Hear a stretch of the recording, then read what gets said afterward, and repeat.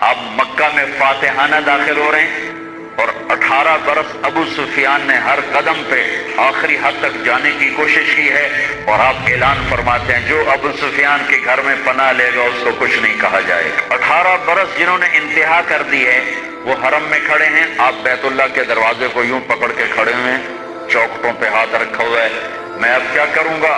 جی آپ سخی ہیں، سخی کے بیٹے ہیں، کریم ہیں، کریم کے بیٹے ہیں، سہیل بن عمرو بولے۔ آپ نے کہا اچھا، جو میرے بھائی یوسف نے اپنے بھائیوں کے ساتھ کیا تھا میں بھی یہی کرتا ہوں، جاؤ میں نے معاف کیا۔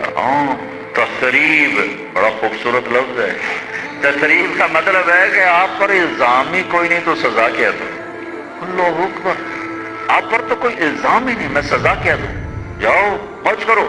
عثمان بن ابی طلحہ جن کے ہاتھ میں چابی تھی بیت اللہ کی، آج بھی ان کی نسل میں، ایک دن آپ نے کہا بھائی عثمان دروازہ کھول دو، میں بیت اللہ میں اندر جانا چاہتا ہوں۔ تو جاؤ، تیرے لیے دروازہ کھولو گا؟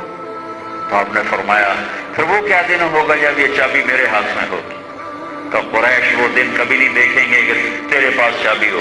مکہ فتح ہو گیا، عثمان بن ابی طلحہ چھپ گئے، تو آپ نے حضرت علی سے فرمایا اسے ڈھونڈ کے لا، وہ چابی لے گیا۔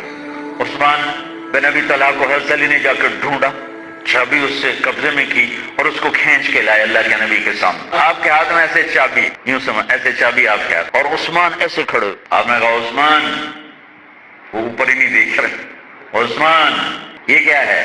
اچھا حضرت عباس ساتھ کھڑے تھے، چاچا، کہنے کہ یا رسول اللہ چابی ہمیں دے دیں، اپنے گھر کو دے دیں چابی، بنو ہاشم کو چابی دے دیں، پانی پلانا ہمارے ذمے، کھانا کھلانا ہمارے ذمے، چابی بھی ہمارے پاس آ جائے۔ آپ چاچا کی بات سن رہے ہیں اور اپنے گھر میں عزت جا رہی۔